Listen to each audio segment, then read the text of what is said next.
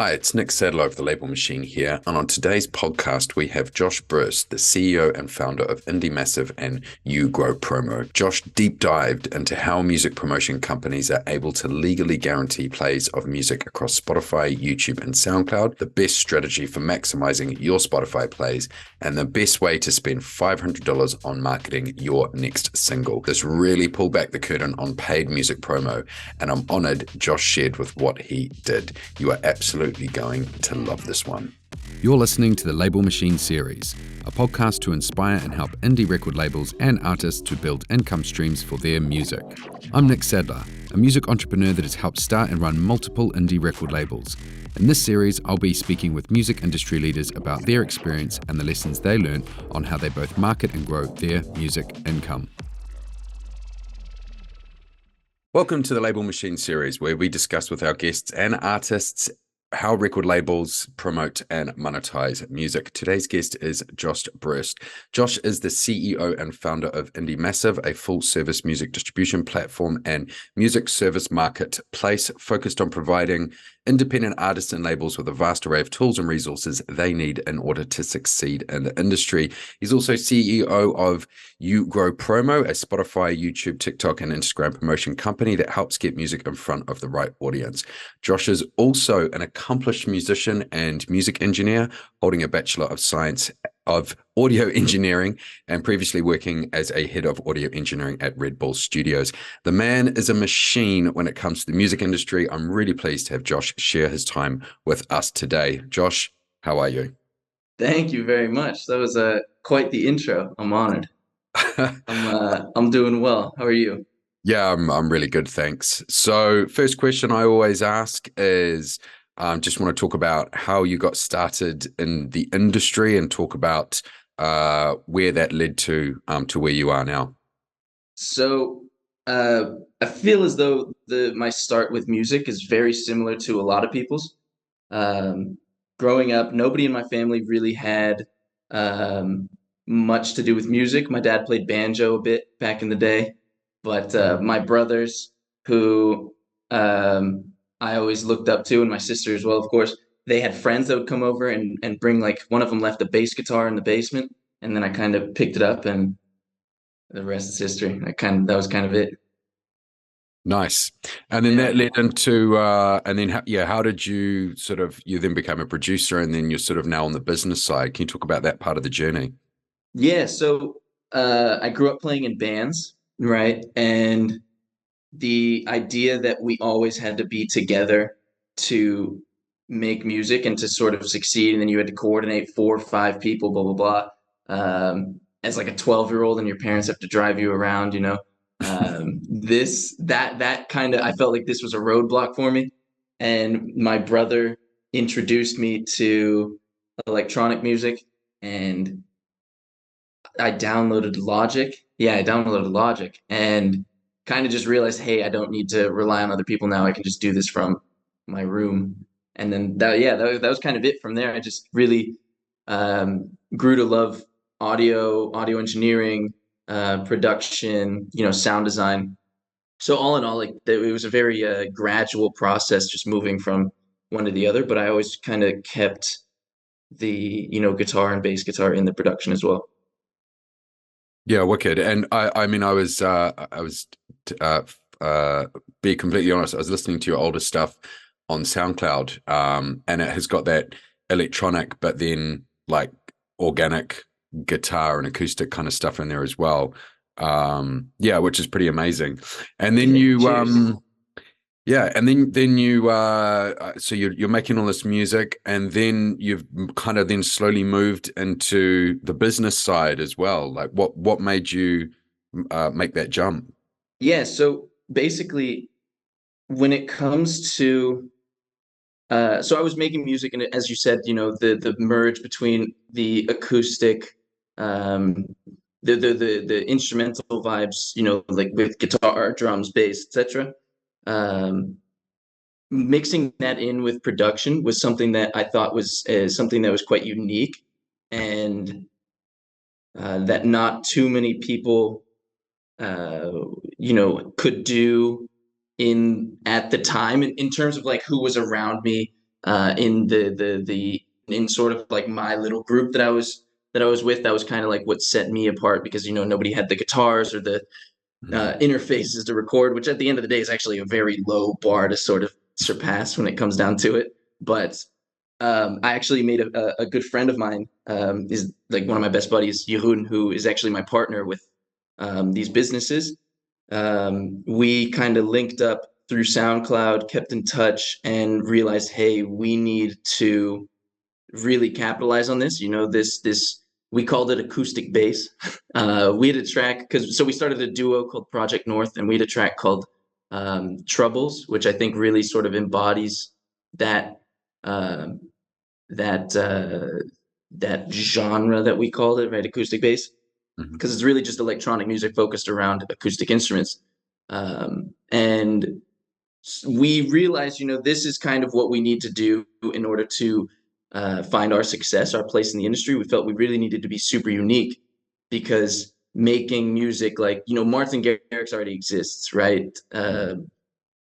Tiesto already exists. The industry doesn't want another Martin Garrix, another Tiesto, right? They want what they don't have.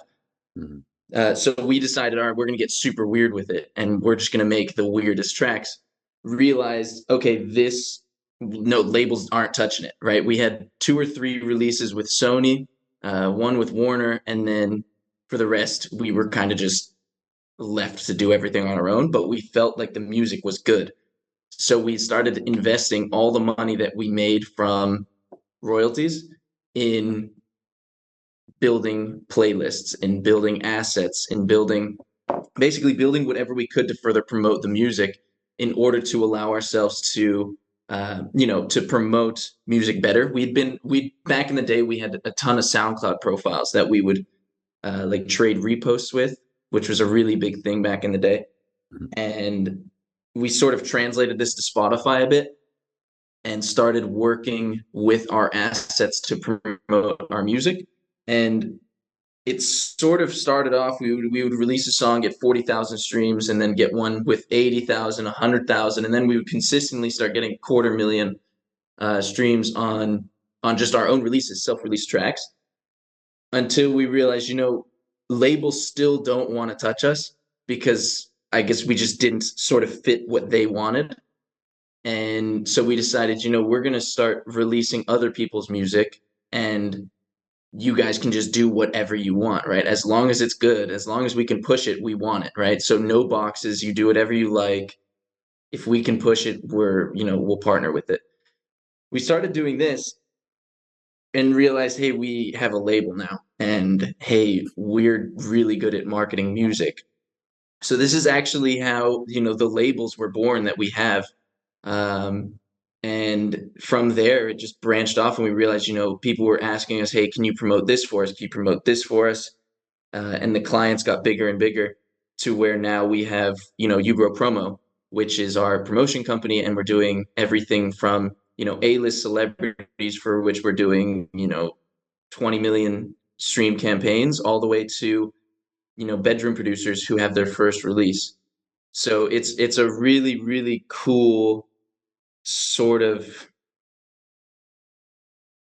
thing that we've built, which is just, it's so cool that we're able to work with, like, so somebody came up to us and was like, yo, listen to this song, it's so cool, right? Like, and it's just some fresh artist, and we'll just keep them in our office playlist and keep their tracks in rotation, just because it's so cool to see how these brand new artists, it is their first release, and it's actually really, really good. It's so cool to see these kind of artists, and then the next song you push is, Blake Shelton or Wow. whoever else. It's a very I don't know, it's tough to describe, but it's a special sort of environment. Yeah, well, it sounds like you've built a pretty awesome, like mini major empire over there as well, with looking after all the different aspects. And yeah, and it's really cool hearing how you were like, yeah, the majors just weren't interested. So you were like, Yeah. DIY, we'll just do it ourselves. Exactly. And super smart, invested all your money back into yourselves. Which I think is, so key. It's a lot of the artists I've worked with would have done really well, is they're not afraid of spending money on themselves, you know. And if anyone's listening as well, and they're like, oh, you know, they're worried about spending $50 on a promo, it's like, Yeah. you know, you want to save up and spend $5,000 on a promo if you really want to make the needle move. Yeah. So yeah, it's awesome hearing that.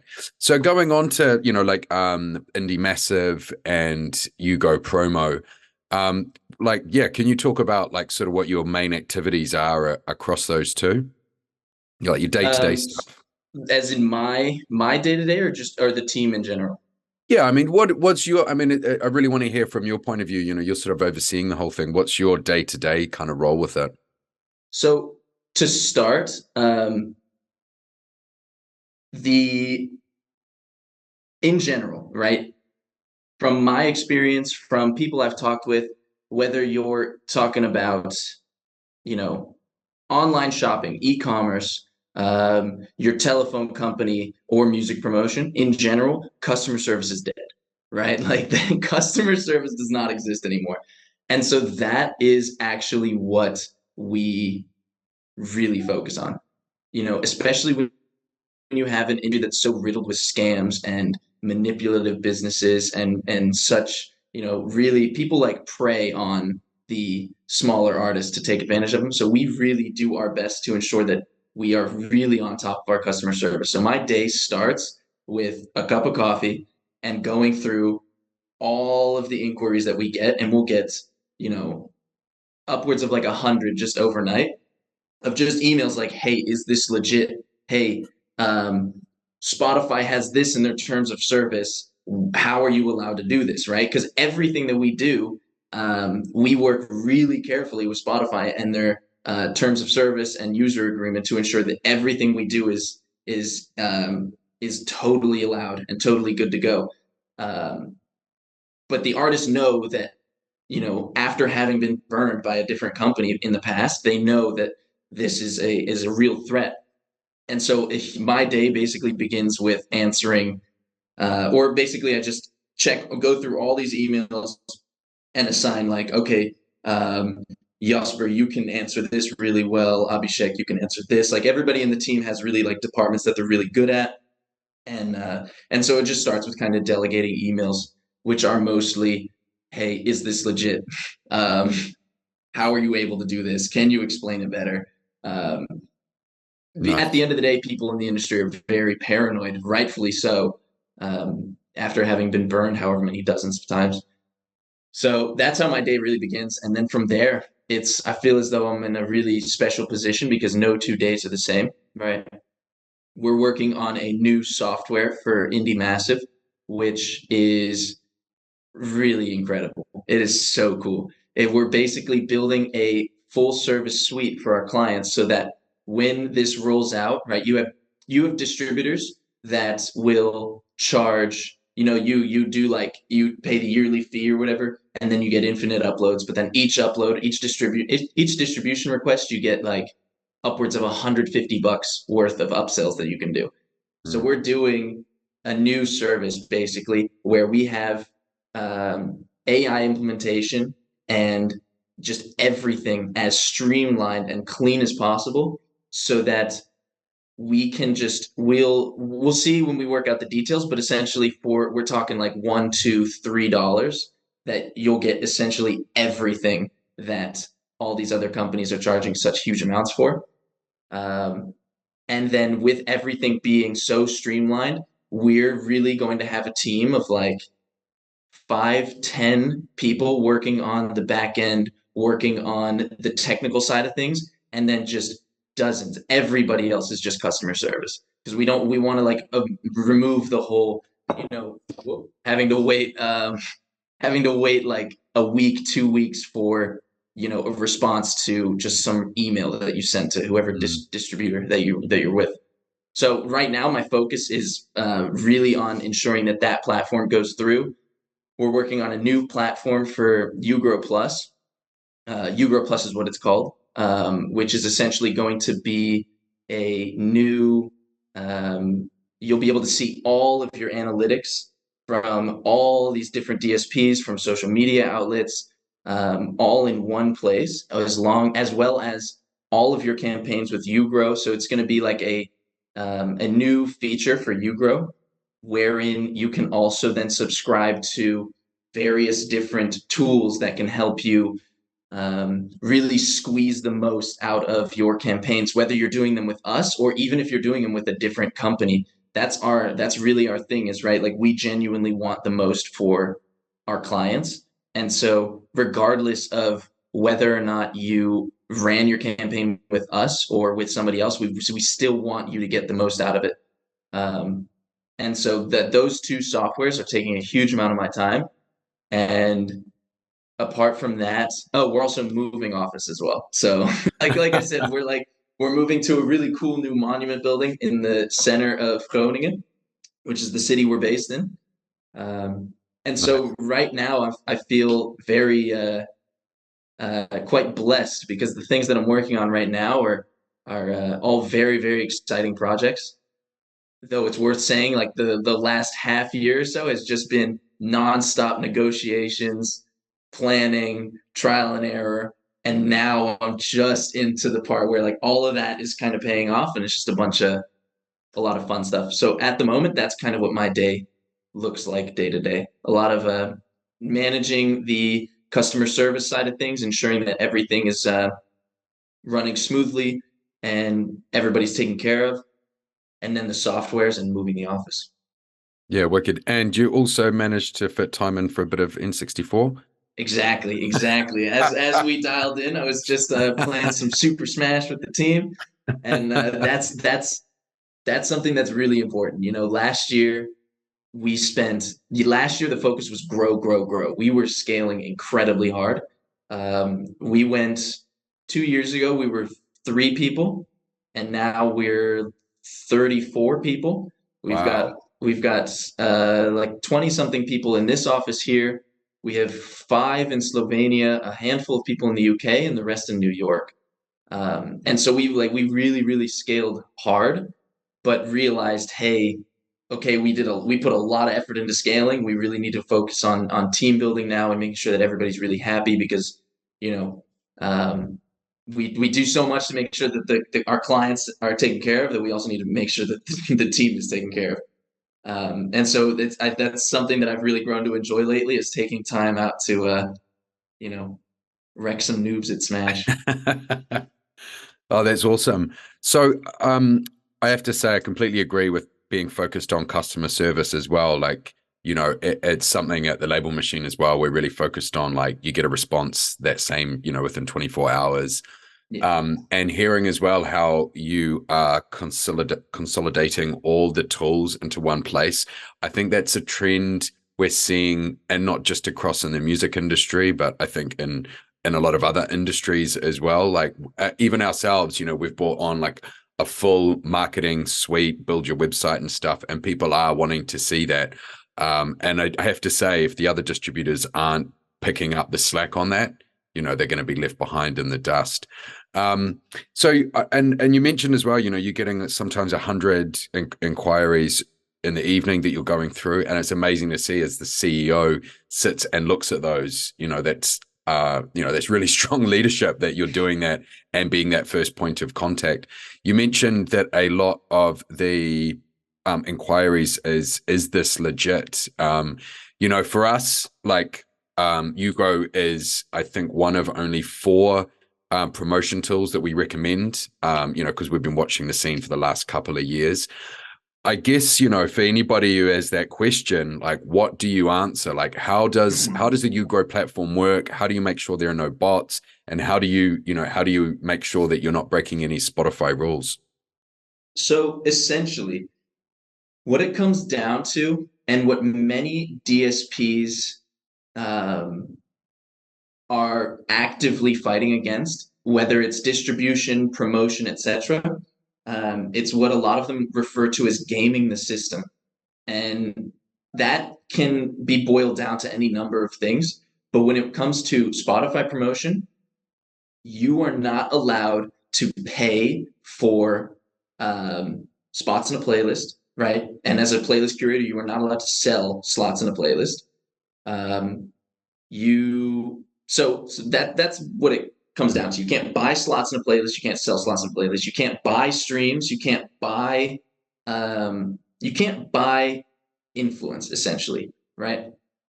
The obvious ones are botting, right? If you have bots, then they're just going to take you down, like take your music down. So what we do, the difference is, and it's a really sort of fine line, because as well, what we do on the website, you see on the website, it says if this package, we guarantee this many streams to this many streams. And we're able to make this guarantee because we've been doing Spotify promotion now for, 8 years. I'm looking at my calendar right here. It was about like 2015 that we started. And so let's say you're a client, you hire us, you place an order with YouGrow Promo, the order comes in, you're not paying us for a slot in this playlist, a slot in this playlist, a slot in this playlist, right? If you go to a site and it's just like, oh, you can pick out any of these playlists, that is 100% against Spotify's terms of service. What you're doing when you hire YouGrow is we are essentially, what it comes down to, professional curators, right? We know, okay, these are all of the curators that we have in our network, right? The music comes in, curators need new music, right? Your profile, like your playlists are not going to grow if you just have the same curation in there. You need new music. In order to grow, you need new music, you need good SEO, and you need people go to playlists for any number of reasons, but the main one is to discover new music. Mm-hmm. So we take these songs in and we have a vast array of curators, right? Curators, brands, artists, labels, whatever. Gaming companies are also big on Spotify. And we carefully and very strategically pitch to these curators. And the way we do it is we have a very high rate of success for landing these playlists.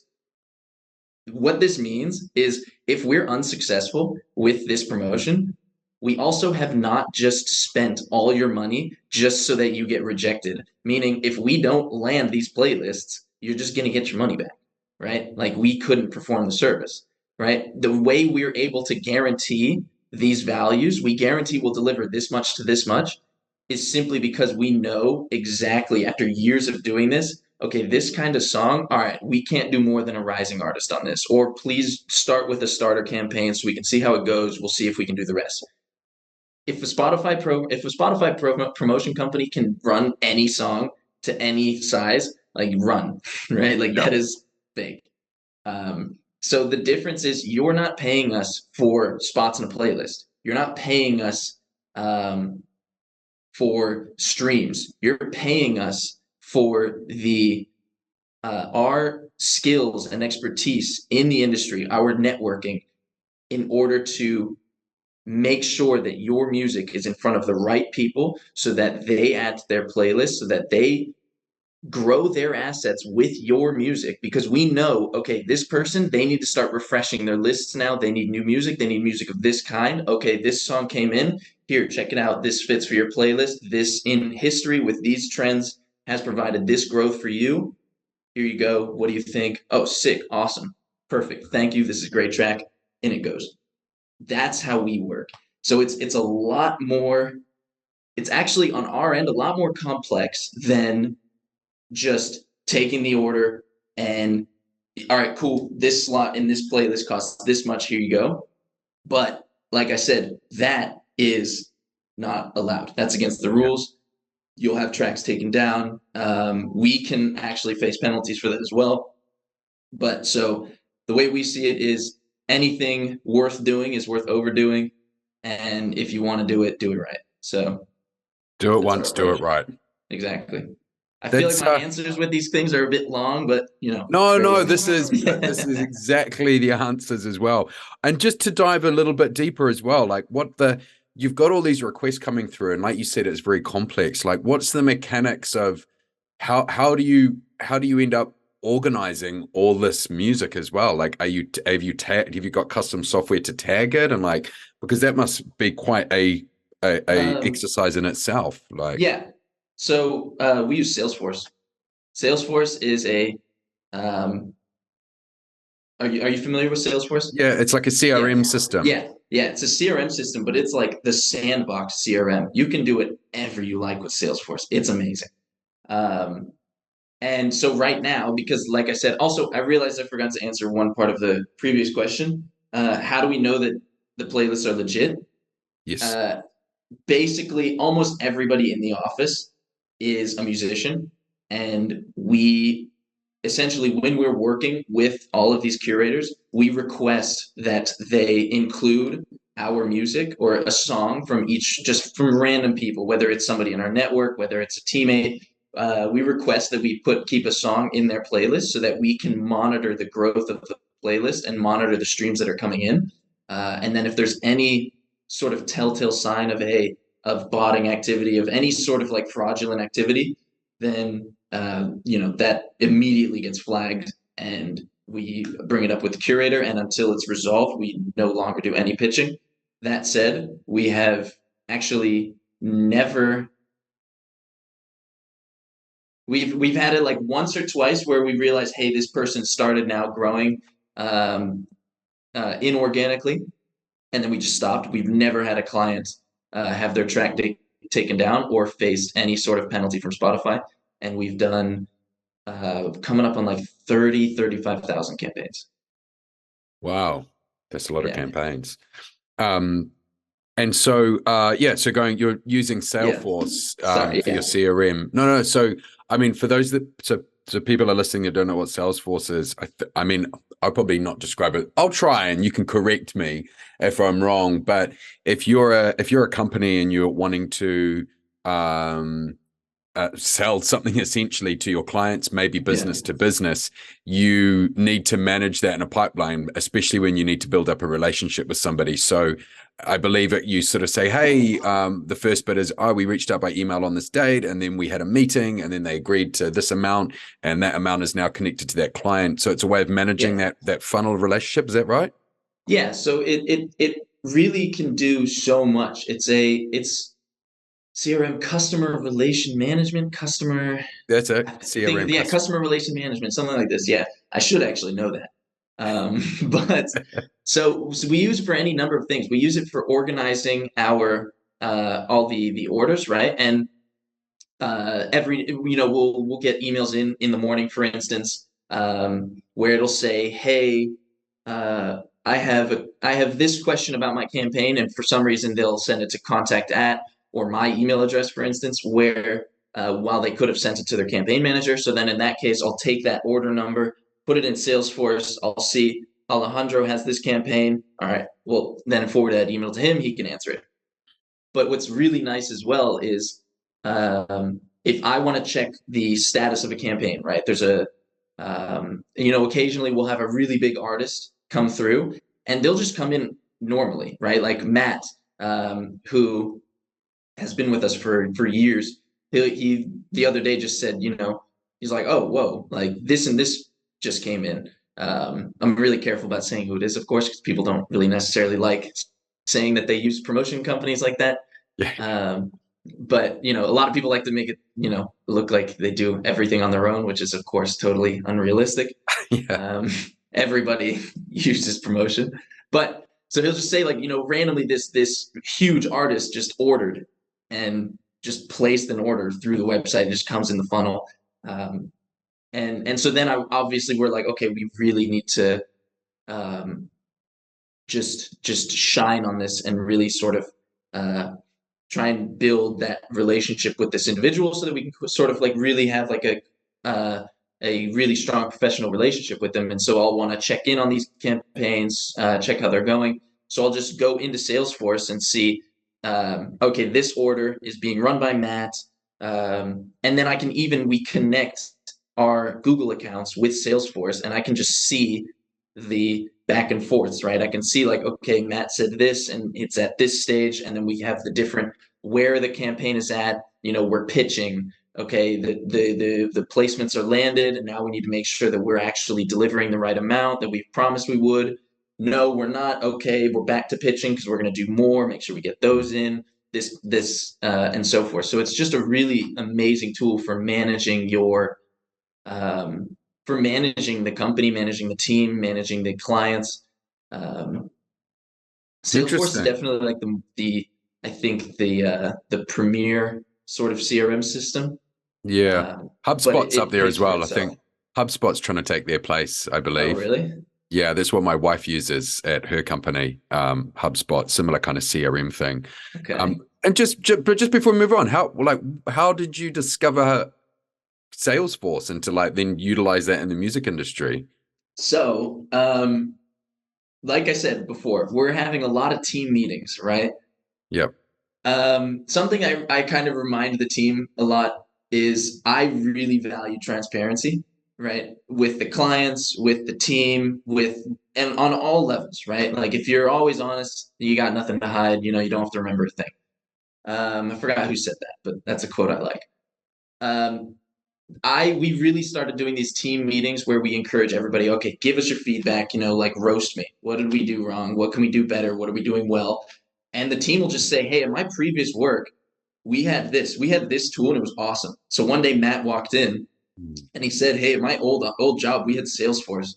Like we should try that. We should see if it works. So we had a call with Salesforce, and for like 4 accounts, I want to say it was stupid amount of money. It was Yeah, like I know. it Salesforce is was not cheap. it was super expensive. It was like 5 figures.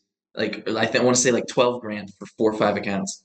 Um, but so we were obviously, and this was way in the beginning, right? When you know, 12 12 grand's a grand was lot a of bit of money, but money. then back then that was huge. That was a big risk, but 100% it pays for itself if you do it right and you use it properly.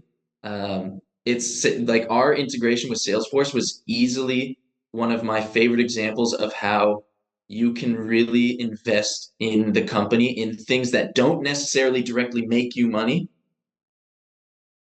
and have that translate to a much more pleasant scaling experience, to put it that way. Nice. Oh, amazing. Yeah, that's a really cool story. So going back to YouGrow, how do you handle, I think you sort of answered this before, but how do you handle music that is not up to par, say, and they're like, great, I've paid my money, I'm going to guarantee these plays. Like, Yeah. what kind of experience is someone you're going to have, and how do you handle that? So at the end of the day, what it comes down to is a song. In order for us to do our jobs, right? In order for us to satisfy your campaign, your song needs to fit and be beneficial for a playlist, right? And that's where I was saying before, like we know all these curators, all these playlists, and we know when they do their refreshment, when they're looking for new campaigns, when they really need new songs. If a song just doesn't meet the cut, right? If it's not really good enough to benefit such a playlist, if it's just not something that, like for instance, I don't know, some crazy genre, right? Like Yep. really abstract, I don't know, cowboy metal. We're not going to have playlists to like support this, and so we just need to say like, hey, sorry, but we do not have playlists that fit this at the time, at this moment.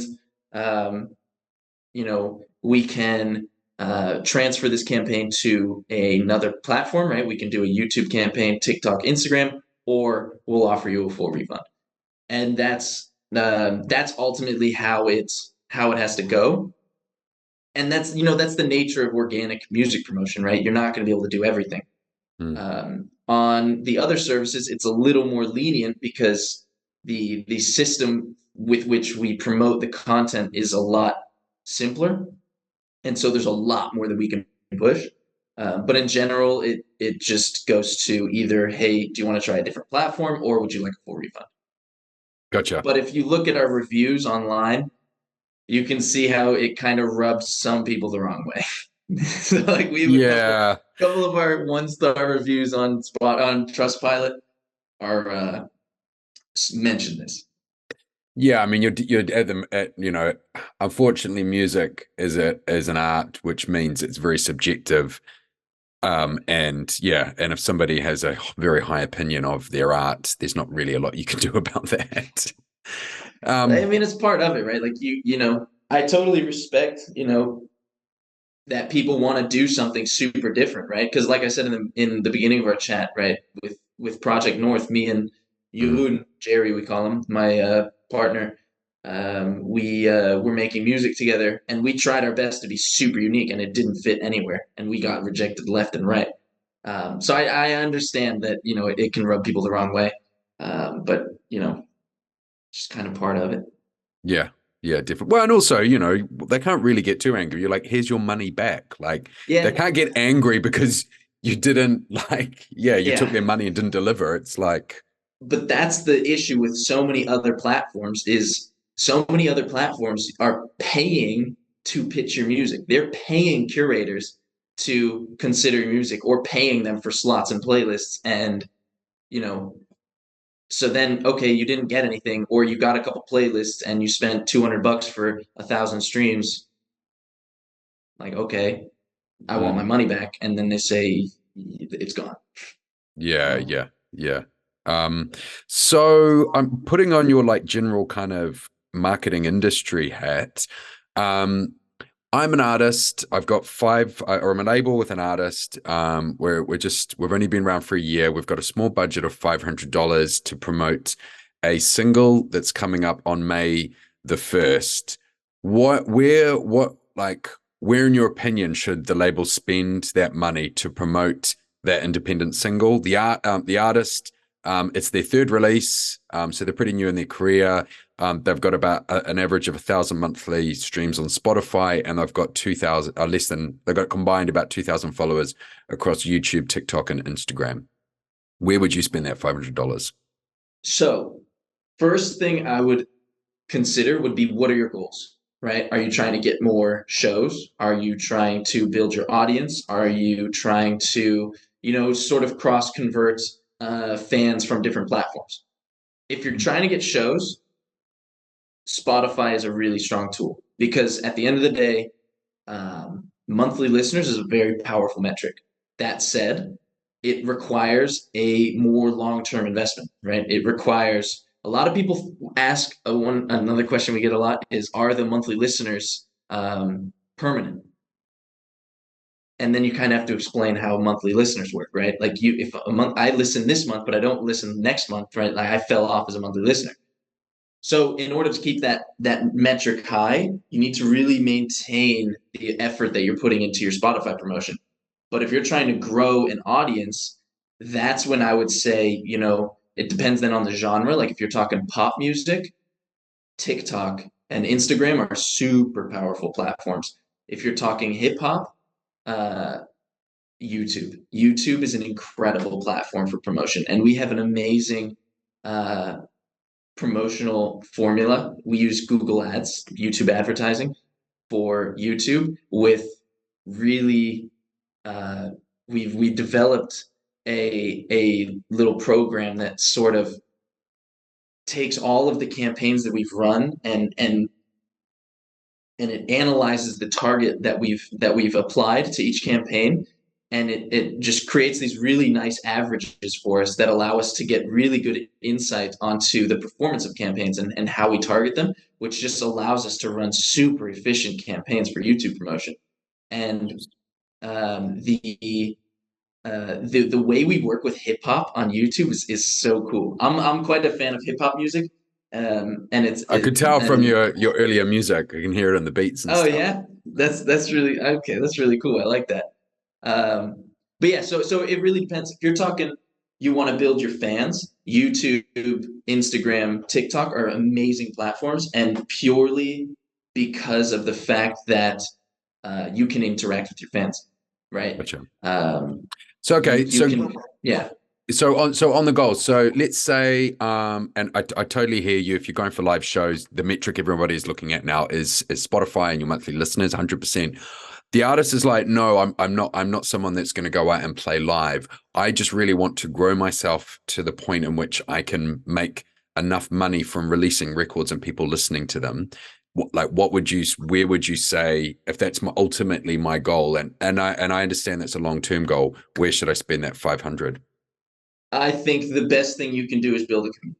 I would say, look at what markets, best fit your music, or what platforms are really dominant for your kind of music. Like I said, like pop and indie music are really strong on Instagram and TikTok, and then hip hop dominates YouTube. I would Where would you definitely. say EDM electronica are of those?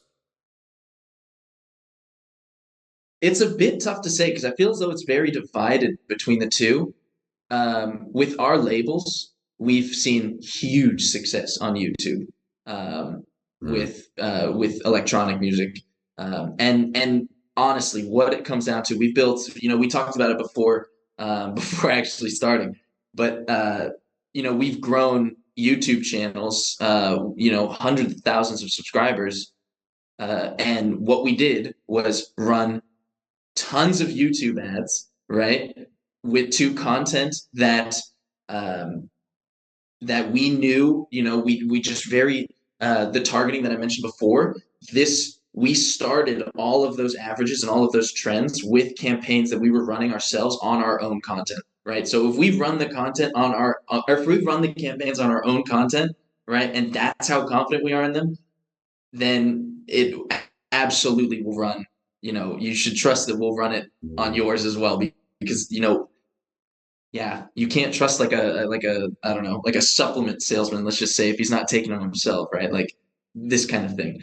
Um, so we've spent hundreds of thousands of dollars on advertising our own YouTube channels and everything, just to grow them. And what we did is, okay, people love to comment, I came here from an ad, right? That was literally one of my questions for you, because I was looking at one of the Yeah. YouTube channels you grew, and the comments were like, I'm here because of the ad, best ad recommendation ever. Yeah. These are videos that have got over 1 million streams. And I wanted to ask, like, what was the story? Like, how did you kind of get that success? Like, yeah. So I was looking on, so me and Jeroen were building up YouGrow, and we were building up one of these labels. And I really wanted to tap into YouTube, because YouTube, I just could see, I've always been quite a fan of YouTube, right? Following, different kinds of creators. And I just really like I think it's quite a charming platform in that sense. And I wanted to figure out how to grow. So I was messing around with Google Ads, and I felt like I was there like 90%, 95%. Like I was getting the likes, I was getting the subscribers, not as many as I wanted, but I was getting the views and the likes. But the subscribers and the comments were lacking. I wasn't getting it just right. And then eventually we were on a call, and I had like an idea for like one little tweak to the campaign and the targeting, to kind of like split targeting to two different to two different kind of audiences in that sense, and kind of hope that they balance each other out. And then it just worked. And I knew it worked because I started getting those comments right away, like, who else came from the ads? Or, I can't believe an ad brought me here.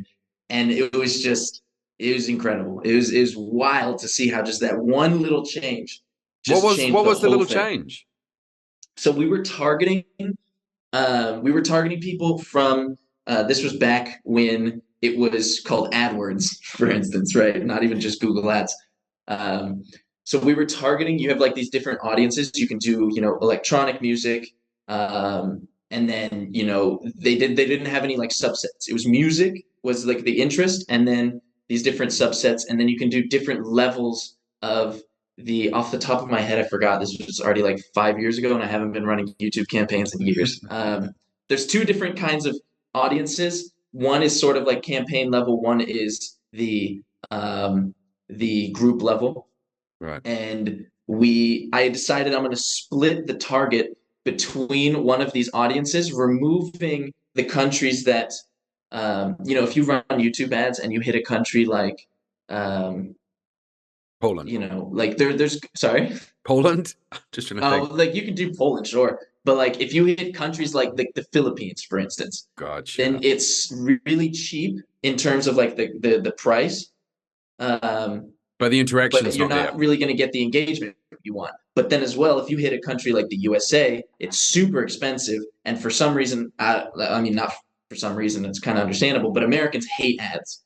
Like, I don't know what it is, but they just like refuse to engage. And so we like found like we just made like a hit list of like, these are all the countries, which ones are doing well, which ones engage. And then on top of that, we were then targeting users. We found like specific channels that if we hit these channels, like their users engage, right? And so we then added all these things together and then kept the list of the channels that run really well. Sorry, I have my keys in my hand for people wondering what that is. For all the channels and all the countries, and just started hitting a list. Like, this one's doing really well right now. All right, this one's kind of fallen off. These are doing well. This one's kind of fallen off. And then we made lists, each list, and then for each genre. So EDM music, and then specifically house, techno, trap, whatever. We made these sort of subsets, right, that each works, and we were always updating it. Twice a week, we would go through and be like, all right, these channels are doing well, these countries are not. And this, sorry, I'm kind of losing my train of thought. No, so you're talking. We're talking about the YouTube campaign and why it did well, Yeah. and by the sounds of it, Right. Yeah, you're analyzing what you need to do, analyze, see what works, see what doesn't, and retarget. And that's how you were able. That was that change that you were able to have. Yeah. So that little change really like made the big bump. Oh, right. So what we were at before is like these comments, these YouTube comments, like, oh, who's here from the ads? So the ads were serving incredibly well. We were at one point on a channel, we were doing like 1,000 subscribers a day and not even really spending that much, relatively speaking.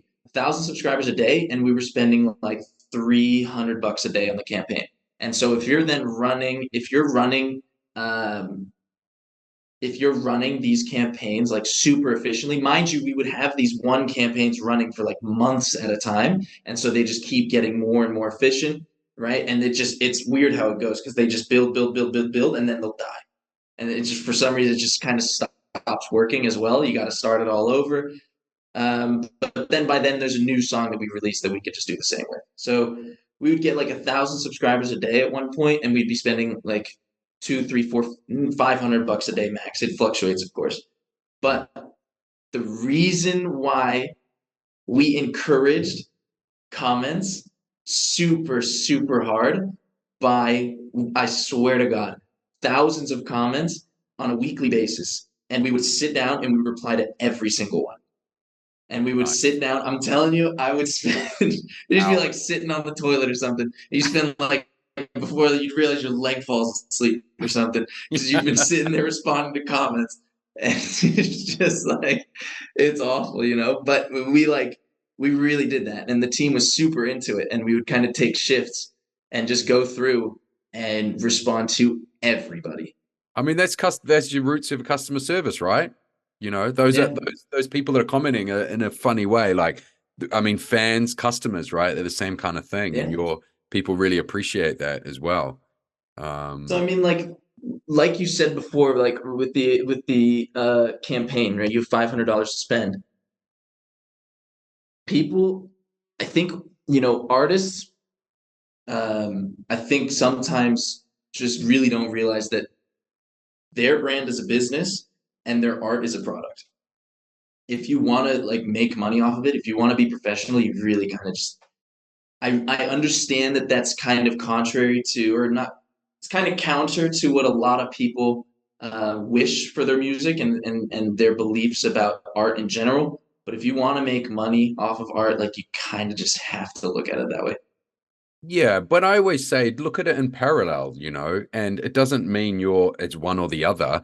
You can be a great artist and have respect for your music, as well as also, be a great businessman and have respect for business. Yeah. And those two go hand in hand. And, you look at all the greats as well. They, like Prince or like Rolling Stones, and you see behind the scenes, and these guys are businessmen, they're not stupid, but they're also like smart marketers, and they know they're not going to bang on about like, I'm a great businessman on stage, because it's not really that sexy, so they play up the other persona. But behind closed doors, they're businessmen and they know like how to Yeah. monetize their music. So yeah, I completely agree with you on that. So something is an extension of that 500, and I'd love to get your kind of thoughts on this, because let's say you spend $1,000 on a Spotify campaign, you want your numbers up there. And let's say you get, 500,000 plays, right? But we all know 500,000 plays on Spotify, even if, even if you're not going through a label, and you're just going through a distributor into your account, that doesn't equal like $1,000 worth of royalties, right? Maybe Yeah. $100 worth of royalties or $150 worth of royalties. So, and that's fair enough. So how, if, for my example of the artist that wants to eventually like make enough money from their music, how do they capitalize? Like what would you suggest to somebody to capitalize on those Spotify plays, like so they can monetize it in the long term? Yeah. No, that's a really good question. What it comes down to right now is the shows are where the money is, right? But you're also not really going to be getting paid for your shows, likely your first year, couple years as an artist and then as a performing artist. So the way I would really tell people to capitalize or advise people to capitalize on their Spotify campaigns would simply be to see it as a long-term investment, right? You can achieve so much with just traffic, right? Like traffic and data are so incredibly valuable. And so if you have these numbers, if you have the monthly listeners up, you are somebody who brings traffic, right? You are somebody who has an audience. And an audience is one of the most valuable assets that anybody can have in today's day and age. So I would really see it as a long-term investment, right? You want to build hype. Um, you want to build this. I hate using the word, but like clout, right? Mm. And a lot of that comes with these Spotify numbers. That said, you need it's. I feel as though it's very. It changes case per case, but I definitely believe that um, you definitely just have to see it as a long-term investment and use it to get to these bigger shows, to get to these bigger opportunities, right? If you have a larger audience, you're going to get bigger collaborators, right? You're going to have bigger features. More people are going to want to work with you. You'll have more labels approaching you, publishing, etc. um, I definitely would not advise people to look at Spotify promotion as a means of making a direct return on investment, right? I would definitely look at it as this is something that I can use to step my career up to the next level. And I would begin by looking at, who can I work with that, I really like, right? I really like their music. How can I work with them now that my numbers are approaching their numbers, right? Having that steady stream of music coming out, because at that point, what you can do is you can say, all right, this guy, I want to really work with him a couple times, get their audience to take note about you, and just continue sort of climbing the ladder in that way. And then indirectly, you will make a return on investment with those campaigns because eventually you will no longer need the campaigns, right? It's still definitely something that helps boost the rate at which you climb the ladder. But if you just run a Spotify campaign and leave it, you're not really going to climb the ladder. You're just going to see a boost in numbers. But if you don't do anything about it, you're not really going to see much more than that. Yeah. And I think that's a really common misconception, right? Our job at YouGrow, right? We're not doing all the work, right? You still need to be your brand. You still need to, continue to make sure that you are climbing that ladder. Yeah, I got you. And I guess it's like, why would someone say, why should I grow my TikTok followers? Right? Because you don't necessarily got like 100,000 TikTok followers that instantly means revenue in your bank account, right? But it's the same Yeah. thing. Is if you look at Spotify like another platform to have an audience, and yeah, if it goes well, you get some little bit of money on the back end, which is great. But it's shouldn't really, what you're saying is, be the primary kind of directive. Yeah. So I've got so many like kind of questions coming up the back of this as well, but I'm conscious of time as well because we don't have Oh, much you're time, good. so I'm going to wrap these up. But I guess so from a label's point of view as well, you know, if this is great for the artists and they get live shows, you know, are you seeing labels now becoming a bit more of we'll also do your publishing and management so they can capitalize on that? Because the label's more likely to go, great, we'll grow your Spotify followers because we know we're going to get a benefit off the back, because then you're going to get an agent, we can put you on tour and we take a cut of that. Like, are you seeing those kind of trends in the industry? Um, what I'm starting to see a lot now is labels indeed taking matters into their own hands in this sense. But I've even seen labels now cut out the artists. I see there are a handful of labels that are actually uh, they're either using the artist to there's a label, I'm not gonna name any names, that recoups 100% of their advertising costs on the artist royalties. I don't know how they get that passed on the contract, but so one of the artists that I managed from before we managed him, um, we got a statement in, and he was like 15,000 in the red because they recouped all of their advertising costs for all of their playlists on off of his royalties. And now this same label doesn't even really sign artists anymore. They hire ghost producers to release music under aliases um, that they just control, so that they can just keep all the money. And then they're just creating this like weird machine of like self-sufficient reinvesting. It's really wild. So They I must think love we're AI. They must love yeah, ChatGPT and exactly. Exactly. all the new AI artwork. So like that's something that I'm seeing a lot of people do, especially on the distribution side of things. What I mentioned in the beginning, the whole gaming the system thing, tons of people are taking, like rain sounds or whatever, a label dedicated to ambient music, and then each song will be like 52 seconds, and then it's like one track cut into like 10 songs, 10 tracks, or sorry, I said that wrong. One song cut into 10 tracks that they then just essentially you're getting 10 times the revenue. It's totally against Spotify's terms of service, but it's incredible how many people are trying to do this right now.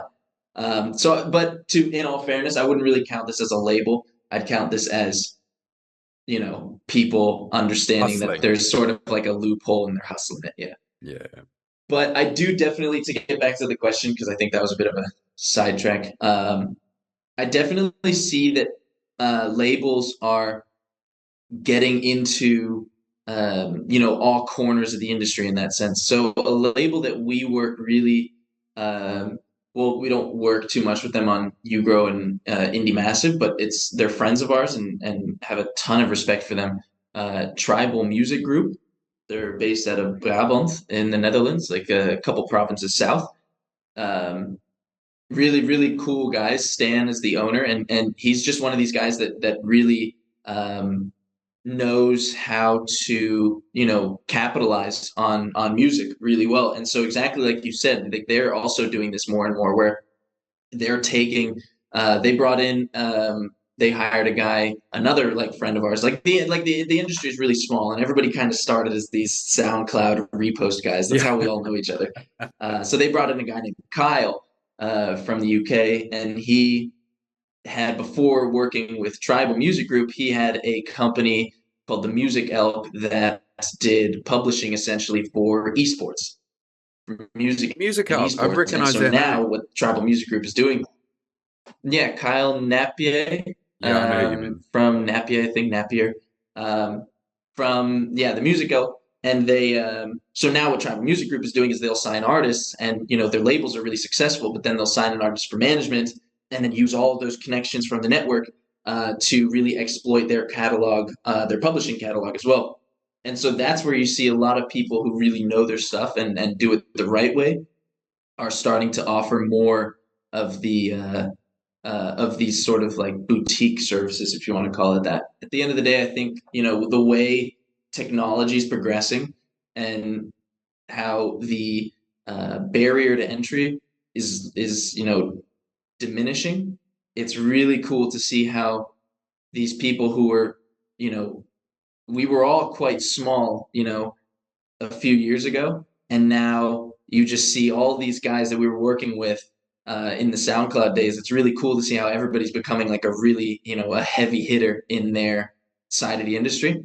And so, like, yeah, exactly like you said. I think again a long answer, but the way um, people are really sort of like expanding their horizons in regards to how they work with music and how they capitalize on it. And I think that's really beneficial to the artists, to the independent industry, and then just everybody involved.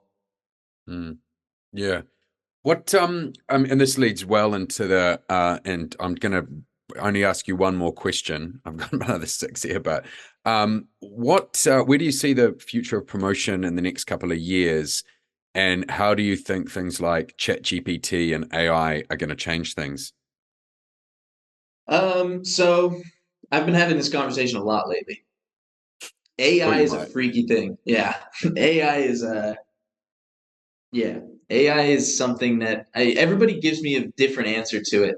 Um, I I have a friend of mine who totally he's not in the music industry at all, but he's doing a master's right now in artificial intelligence, and um, he's given me a lot of ideas on how to apply it to what we're doing. And so, but essentially, what the conversation that I've had with him, the way it boils down is that it's kind of just going to be one of these things where AI is going to take over. We're going to realize it's flawed in this way. It's kind of going to shift, and then it's going to go back, and it's kind of going to bounce between the two. I feel like I'm giving a terrible explanation, but he could explain it better. The way I You mean see it it like it looks running, amazing now? It looks amazing now, yeah, but as it unfolds, there will be gaps that only humans yeah, can fill, and it will keep going back and forth for a while. exactly. Gotcha. Yep. Yep. The way we use it, um, I think as you've already seen with how like these AI graphic designers, the way that works is insane. And if I were like a graphic designer, I would be terrified, right? I don't know too much about like how the future of graphic design looks with AI and stuff, but it's it's a freaky thing. But you can also use it to your benefit, right? We use AI to, you know, help optimize our website, right? We use it to help optimize our funnel.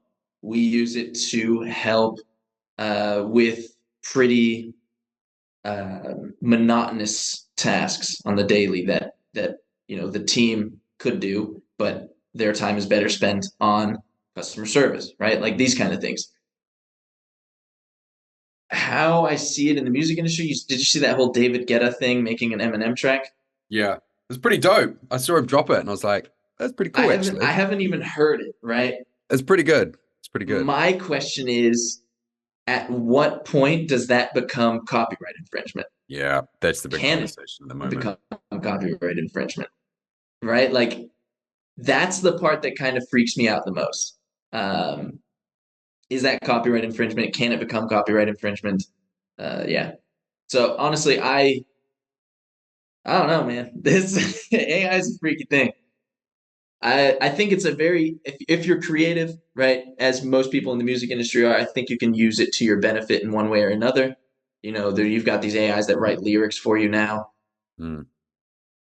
But What I ultimately, Yeah, you need to decide which of the lyrics you still have to curate those lyrics. I think humans are going to become far. I mean, it's interesting for what you do with your company because you're right in a perfect position. But curation is the future when there is such a outpour of creativity. People still need to yeah, go, well, what am I going to listen to? Like all of it sounds amazing. What am I going to listen to? That curation is not going to go away. And on top of that, like yeah, you just say, what would you do as a graphic designer? Customer service, right? Just integrate all those tools and say, hey, cool, like, you know, you can have all these different things, but like, what's the best one for your business? Like, what's your story you're trying to say? Like, AI is going to be really hard to replicate that or have a personal meeting with somebody. They're never going to be able to do yeah. that. So I think curation and customer service is the future, which is funny because I think that's exactly what you do at your company. I mean, yeah, I hope so. Right? Like that's yeah, I have to say I agree. I think it's at the end of the day, you know, you're right. You know, curation. You have to make sure that you're picking out the right things. The first thing when you said, you know, you still have to pick out these lyrics and make sure that they're the lyrics you want. The first thing I had to think was that Gucci Gang from Lil Pump, right? Like Mm, it's not really like the when you hear a song like that and the success that it saw lyrically, like you don't really even need AI to write that, mm, right? It's kind of just I think people are scared of AI in that, like I've said, you know, AI, how many times have I said it already? It freaks me out. But I also don't I think people also don't really look at like the things that it's capable of doing, you know, are also kind of getting weeded out at this point. Like there's so many songs that are, you know, have billions of streams that you have no idea what the lyrics are, like Gangnam Style. Like I don't know the mm. lyrics. You have songs that have no lyrics, Animals, Martin Garrix, right? And then you have songs that have one lyric repeated however many times, you know, like fucking Around the sorry, world, yeah. For instance, Daft yeah, Punk around the world. yeah. There you go, exactly. So I don't know. Mm. It's it's freaky, but I don't know if it's the end of the world. Yeah, I don't think it is. I think I'm really excited about it. That's Cool, cool. man. Well, I don't want to take up much more of your time. I know you're a busy guy. Where's the best place to sort of follow? Or where do you want people to follow you? You know, if you got to follow you on LinkedIn, where can they find you? YouGrow, where's the best place? I would say best place Instagram. It's Josh Brust. That's me. Yeah, that's you know, and you know, reach out, contact that IndieMassive, contact that YouGrow Promo, Yeah, because I'm going through it. Yeah, that's about it, really. awesome, Instagram's man. the one. Cool. Well, yeah, thanks for your time today. It's been super insightful, man. Absolutely. Thank you very much. My first podcast. Hopefully, many more. But Yeah, yeah, definitely. I Cool, man. appreciate it. Thank you very much for having me, and yeah, looking forward to chatting soon.